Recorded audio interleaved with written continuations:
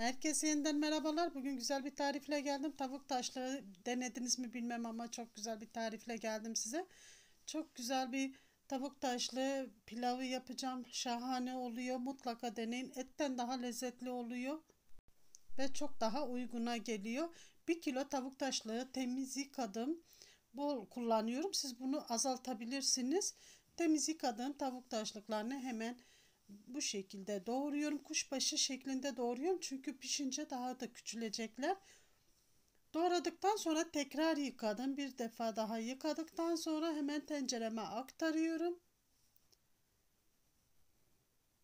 Ve üzeri geçecek kadar su ekliyorum.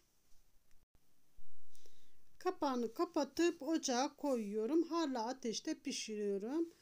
Kaynamaya başlayınca böyle kefleri oluşacaktır. Üzerine çıkan kefleri mutlaka alalım ki suyumuz bulanık olmaması için.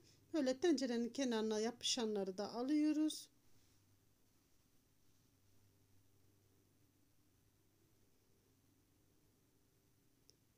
Bir iki defa böyle üstüne kefler çıkıyor, mutlaka onları alalım.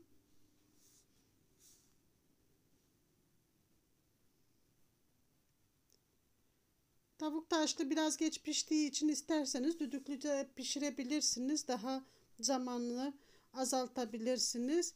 Bütün kefleri aldıktan sonra içine defne yaprağı aldım. Defne yaprağı piştikten yarım saat sonra geri çıkarıyorum ki rengini çok fazla rengini ve tadını vermesin. Kokusu çıksın diye defne yaprağı koydum. Dilerseniz koymayabilirsiniz evde yoksa. Birkaç tane karabiber attım ve 2 çay kaşık kaya tuzu ekledikten sonra suyunu çekene kadar pişirdim. Şöyle çok az suyu kaldı dibinde. Şimdi bunu da karıştıra karıştıra suyunu çekene kadar pişiriyorum.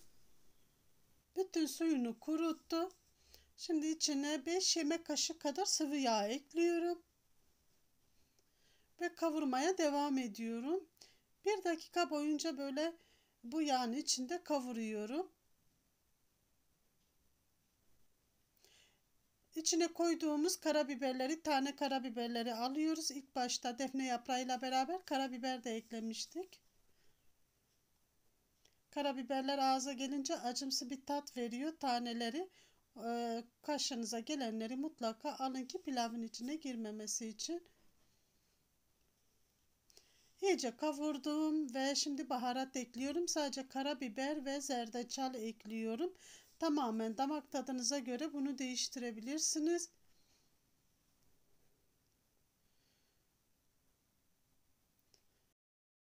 Baharatları ekledikten sonra 1 dakika daha kavurduktan sonra tenceremi kenara alacağım. Bu tencerenin kenarına biriken kabuklar, onlar sıkıntı değil arkadaşlar. Pirincin içine girmemesi yeterlidir. İyice kavrulan etimizi kenara alıyorum ve pilav tenceremi ocağa aldım. Hemen pirincimi hazırlıyorum. 3 su bardağı pirincimi süzgecime aldım. Temiz yıkadım.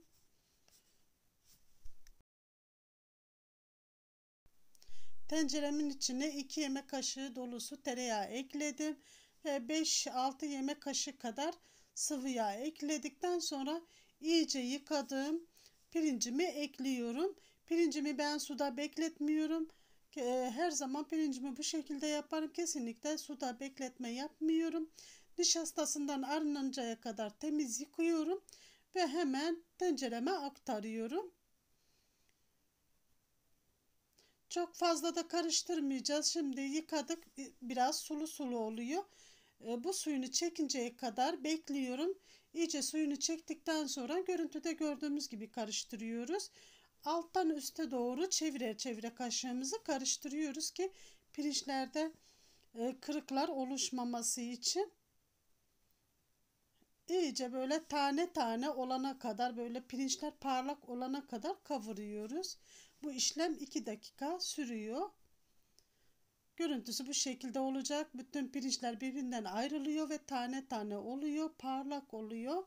Bu aşamaya geldikten sonra bütün taşlıkları içine aktarıyorum. Dediğim gibi taşlıkları biraz daha azaltabilirsiniz. Bol etli seviyoruz bu pilavı. O yüzden bol bol koydum. 1 kilo aldım. Siz yarım kilo da kullanabilirsiniz. Tekrar alttan üste doğru hafifçe bu şekilde kavuruyorum. Çok az, böyle 30 saniye kadar karıştırıyorum.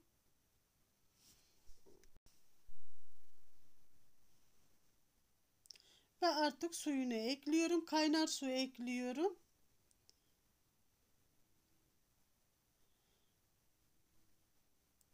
Dört su bardağı suyumu ekledikten sonra kıvamına bakıyorum ve bir bardak daha su ekliyorum. Toplamda 5 su bardağı eklemiş olduk ve 2 çay kaşığı kaya tuzu ekliyorum. Çok fazla karıştırmadan sadece böyle bir iki tur çevirerek kapağını kapatıyorum. 3 su bardağı pirinç için 5 su bardağı su kullandım. Ve kapağını kapatıyorum. Kaynamaya başlayınca altını kısıyorum. Pirincim kaynamaya başladı. Ve altını kısıyorum. Bu şekilde kısık bir ateşte bütün suyunu çekene kadar pişiriyorum. Pirincim tamamen suyunu çekti. Tamamen pişti. Tadı kıvamı harika görünüyor. Şöyle alttan kaşı değdirin. Altta hiç su kalmamışsa pirinciniz pişmiş demektir. İçindeki baloncukları, buharı falan, onları su sanmayın arkadaşlar. Hemen kapağını sildim ve bir peçete yardımıyla kapattım. 20 dakika dinlendirdim. Dinlenen pirincimi bu şekilde alta doğru böyle hafif hafif karıştırıyoruz. Böyle çok hızlı hızlı karıştırıp pirinçleri kırmıyoruz. Bakın tane tane mis gibi pirinç oldu arkadaşlar. Gerçekten çok güzel oldu. Kesinlikle birbirine yapışmıyor. Lapa olmadı. Hiçbir şey olmadı. Normalde bir su bardağı pirince 2 su bardağı su kullanıyorum. Yani 6 su bardağı kullanmam gerekiyordu ama 3 su bardağı olunca yani toplu pişirdiğimizde suyu daha da azaltabiliyoruz. Çünkü içindeki su yeterli gelebiliyor hepsine.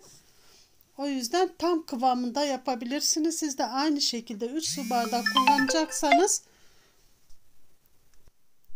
5 su bardağı yeterli gelmiş olacak. Ve pirincimi sunuma hazırlıyorum. Yanında da bir salata koydum. Dilediğiniz salata yapabilirsiniz. Ben kabaca bir salata yaptım. Yanına bir de turşu koyacağım. Başka bunun yanına hiçbir şey gitmez. Şahane oldu. Veya bir cacık yapabilirsiniz serin serin.